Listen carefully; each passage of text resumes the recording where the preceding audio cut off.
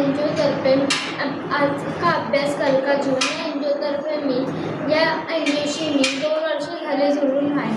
या एनजीओत मी जेव्हा 10वीला होती तेव्हा या दीपक सरांनी आम्हाला क्वेश्चन बँक दिला। त्या क्वेश्चन बँकने आम्हाला खूप काही कळालं। क्वेश्चन बँक मिळाल्यानंतर त्यातले पेपर आम्ही सॉल्व केले।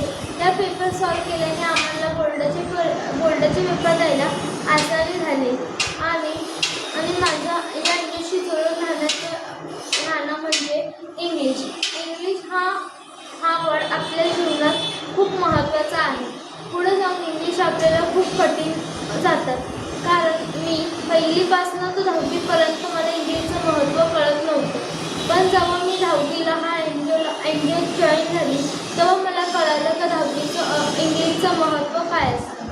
इंग्लिश म्हणजे खूप महत्त्वाची गोष्ट आहे। इंग्लिश आपल्याला पुढे जाऊन खूप महत्त्वाची असते आणि कारण मला पुढे जाऊन खूप तकलीफ झाली।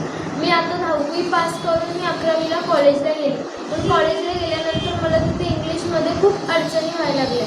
मला त्यांनी शिकवलेलं कळत नव्हतं, पण आता मी थोडं मला ते कळायला लागले। म्हणून आपण पुढच्या आयुष्यात आपल्या पुढेही जाताना आपल्या लाईफमध्ये 3 पार्ट असतात। ते 3 पार्ट आपल्याला चॉईस करावं लागतं, पण ते 3 पॉईंट चॉईस करताना आपल्याला इंग्लिश हे येणंच गरजेचं असतं। जर आपल्याला इंग्लिश नाही आलं तर आपल्याला चांगल्या कॉलेजमध्ये ॲडमिशन नाही भेटत। आपल्याला तिथं कॉलेज जर भेटलं पण ॲडमिशन, तर ते कॉलेजमध्ये काय शिकवत आहेत ते नीट समजत नाही।